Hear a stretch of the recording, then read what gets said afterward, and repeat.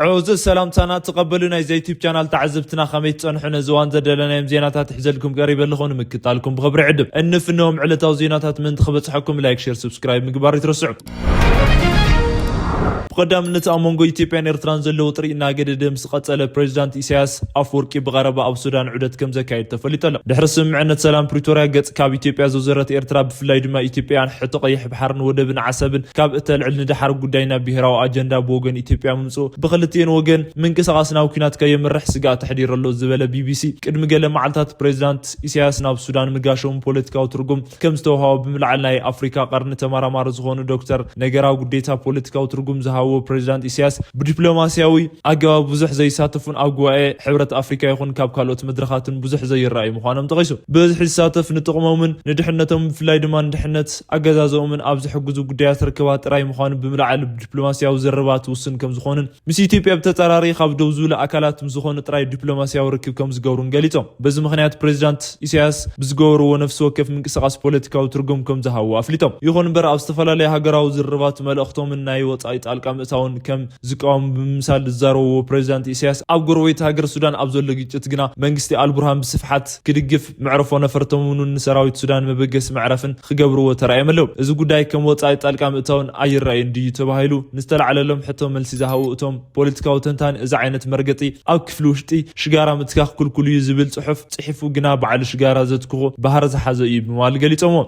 بريزيدنت بعلم أبكالوت هاجرات قداي بغتات الكام ناتو نجر جنا نيوطات الكام تاو أيدلن نابلون زهور يتوجنا محبر السبع عالم كل نجار يفلت يوم كم تنسوم زبلوا أيكون نيلهم أبنو سوكف كونتاتنا إثيوبيا يخونا إيرترا من قستي مجنزابي كأل زبلونا أور مسارح متحلف صراحة تحاويس كل عينت بسنة دستت حزو مخانم بريزيدنت إسياس نسراوي السودان الناس سلطنونا يكونات نفرتي إن حولهم بتتصررنا يوطات الكام تاون مقاومن نسوم نيتسجم وانا أكل مخانم زرقاقت أي موالم تريلهم إيرترا نسراوي السودان أب تجور دقف مستتحز أب السودان مسحيل على برهان نزواجو زلو جنرال حمدا داقالون وي هيمت زمره حيلي فتان بصحينا حماق قبره ملس سقمتي خوسد اللي يخيل يزبل كبيل سقات بستوسن اللي ملكعو انت نبرو حالتات RCF السودان قنا اب إيرترا متقعت المفتام انت حاسيوم إيرترا اب تزوبا مشارخ تخاب تقورم هاجرات مسمخانا ابلع عليهم كتوسد له تخيل سقمت خبير كخون يخيل يبزبل نيرترا كان متقع قطو خمس خولن ارديوم دكتور اب تزوبا زلو خنتات إثيوبيا مس حبرات امارات عرب كتسلف إيرترا بتتصارر مس قبط خمون مس سعود عرب مسلاف بمزخار وراسي تعرض سعود محمد بن سلمان او امريكا مس بريزيدنت ترامب تزراريهم كازم خورن دحر اوشت معلتاتنا امريكا افريكان طور ازستي جنرالات اندرسن مس قدامي منستر دكتور ابي احمد بغداي قيح بحرن ودبن مزراب كاب قرب اوانات استسمع مخانه زخاغيرم بغداي وصا هاجرات ايدا خمتاو زي قارصت إيرترا اوشت بوليتيكا السودان ون ايدا كامتاو حليف حجن ما كاب السودان ماخلاي منغسي قواطرالو كاب زبلو كاب منغست البرهان مسناي دحنت بوليتيكا متحوارون متنخارن مفرحمن تغليصله ناي السودان لالاونت بيس مخر حلاف جنرال عبد الفتاح البرهان البريزيدنت إيرترا إسياس أفوركي قرب اوان ابورت السودان تقبلهم ززارارو بخون خلو تمالي ابز نبر علال بغداي ناي حبر بالط بحبر نمسرح مسمع عن تغليصله كلتيوم راح تغير مستبهل زت إيرترا نحدنت مرغاغ السودان تغبرو صنع دغف ناي خلتيوم وغنات ناي وصات القام تاون تقاومو زواو سلام نمسفان ناي حبر سغمتي الاينت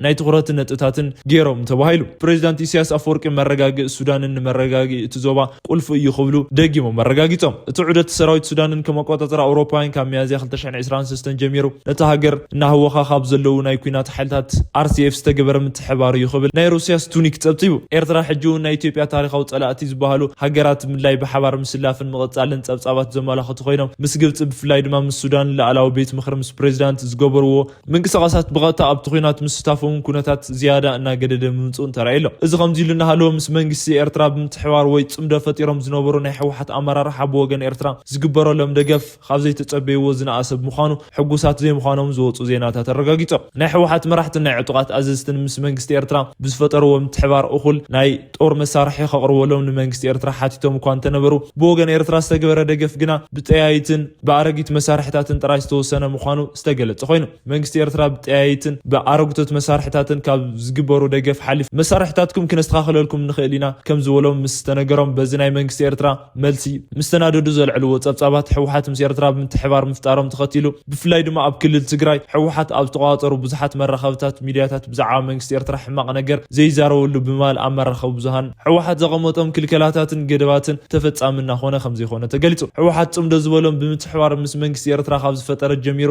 ገዲፍዎ ዝነበረ ንኤርትራ ምውቃስ ወይ ከዓ ምቋም ሕጂ እንደገና ምጅማሩ ዝተሰምዐ ኸውን ከሎ ብፍላይ ድማ ናይቲ ክልል ቢሮ ባህልን ቱሪዝምን ትማሊ ኣብ ዝገብሮ ዘተ ንኤርትራውያን ምውቃሶምን ኣብቲ ክልል ሚድያ ብፍላይ ሕወሓት ኣብ ዝቋጠሮ ሚድያታት ስም ኤርትራ ከም ሓድሽ ምልዓል ምጅማሩ ተራእየሎ። እዚ ድማ ኣብ መንጎኦም ዘሎ ላዕለዋይ ምፍሕፋሕ ናብ ኣደባባይ እናወፀ ምዃኑ ኣመልካቲ እዩ ተባሂሉ። ንጉዳይ ቅርበት ኣለዎም ዝተባሃሉ ሰባት ከም ዝገለጽዎ ኣብ መንግስትን ሰራዊትን ኤርትራ ምንም ከይበሃል ብሕወሓት ተነቢሩ ዝነበረ ገደብ ዝተለዓለ ናይ ሕወሓት ዕጡቃትን ኣመራርሓ ኣብ መንግስቲ ኤርትራ ዝሕደርዎ ነቐፌታ ወይ ብኻሊእ ምኽንያት ምዃኑ ብግልፂ ክሳብ ሕጂ ዘይተፈለጠ እኳ እንተኾነ መምርሒ ምውሃቡ ገሊፆም ኣለው። ኣብ ትግራይ ዝርከቡ ናይ ዶክተር ደብረጽዮን ገብረሚካኤል ጉጅለ ኣመራርሓ ውሽጢ ካብ ዝተፈጠረ ምክፋል ሓሊፉ ንዕጡቃት ክንገብረልኩም ኢና ዝበልዎም ናይ ደሞዝ ምስኻል ብዘይ ምፍጻሞም ከምኡውን ክንህበኩም ኢና ዝበልዎም መሬት እውን ምቕራቦም ዘይምኽኣሎም ንዕጡቃት ንዓመፅ ምድላውን ዘለዓሉ ጸብጻባት እቶም ዕጡቃት ተመሊሶም ናብ ዓመፅ ከይወጡ ናይ ሕወሓት ኣመራርሓታት ናይ ዕጡቃት ኣዘዝትን እናተንቀሳቐሱ ምዃኖም መዘኻኺሮም።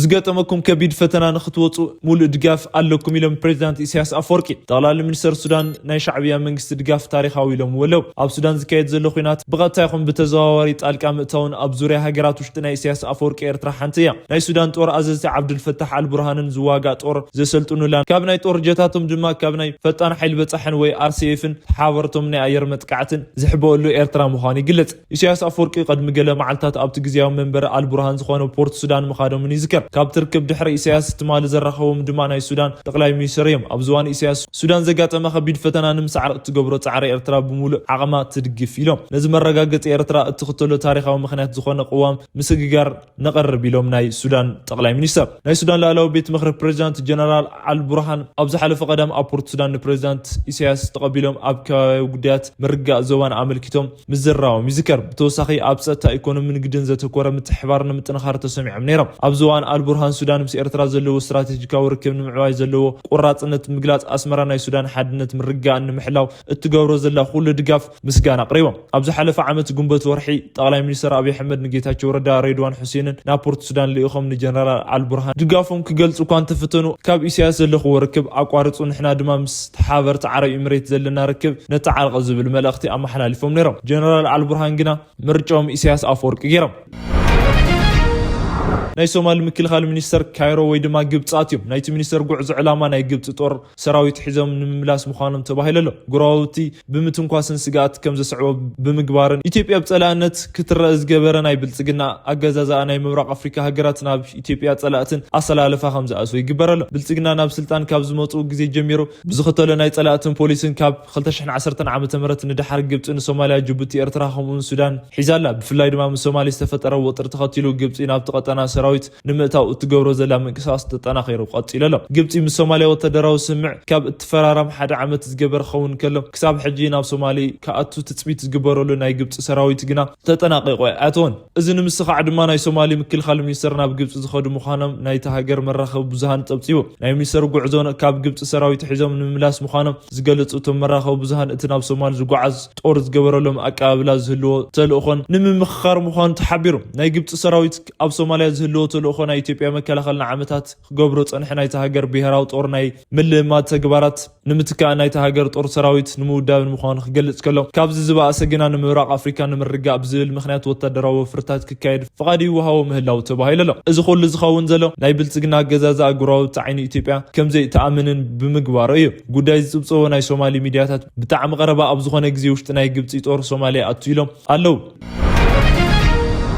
ናይ ሰሜን አትላንቲካ ቃል ኺዳን ውድብ ወይ ድማ ኔቶ ንሩስያ ናብ ኩናት ይደፍኣ ኣሎ ክትብል ሩስያ ፍሊጣ። ሩስያ ብናይ ኔቶ ላዕለዋይ ወተደራዊ መኮንናት ዝተዛረበ ርእይቶ ብኣሜሪካ ዝምራሕ ወተደራዊ ጥምረት ንቅድሚት መጥቃዕቲ ወይ ፕሪማቲቭ ስትሪክስ ምልዓላ እዚ ድማ ብዘይ ሓላፍነት ናይ ምቋም ስጉምቲ ንምእታው ዝግበር ፈተነ ከም ዝኾነ ጌራ ክትቆፅር ከም እትኽእል ተዛሪባ። ኣድሚራል ጆሴፍ ካቮ ድራጎን ናይ ፋይናንሻል ታይምስ ከም ዝተዛረብዎ ኔቶ ካብ ሩስያ ንዝመፅእ ሕቡእ ኩናት ዝሃብዎ መልሲ ንምዕባይ ይደሊ ከም ዘሎን ቅድሚ መጥቃዕቲ ወይ ናይ ምክልኻል ስጉምቲ ተባሂሉ ክውሰድ ከም ዝኽእል ተዛሪቦም ናይ ሩስያ ወፃኢ ጉዳያት ሚኒስተር ቃል አቀባሊ ማርያ ዘካርቫ ከም ዝተዛረበ ርእይቶኹም ብሩስያ ኣዝዩ ሓላፍነት ዝጎደሎ ስጉምቲ ኮይኑ እዚ ድማ ሕብረት ናብ ተቃውሞ ስጉምቲ ንምቕጻል ዘለዎ ምድላው የርኢ ኢለን ኣውሮፓውያን ሰላም ዝደልዩ ይመስሉ ናብ ሰላም ክበጽሑ እዮም ክበሃል ከሎ መሊሶም ይዕነው ኣለው ኢለን ኣብዚ ውሽጢ ናይ ዩክሬን ኩናት ንምስዓር ዝግበር ዘሎ ጻዕረ ንምድካም ተባሂሉ ዝተገበረ ፈተነ እዩ ሩስያ ምስዓር ከም ዘይከኣልን ተዛሪብና ኢና ዝበላ ዛካርቮ ሕጂ እውን እደግሞ ኣለኹ ሩስያ ምስዓር ኣይከኣል ዝደለናዮ እናራኣና ነሳኽዓለና ኢለን ከምዚ ዓይነት ንሩስያ ናይ ዓለም ለኻዊ ኩነታት ዘምርሕ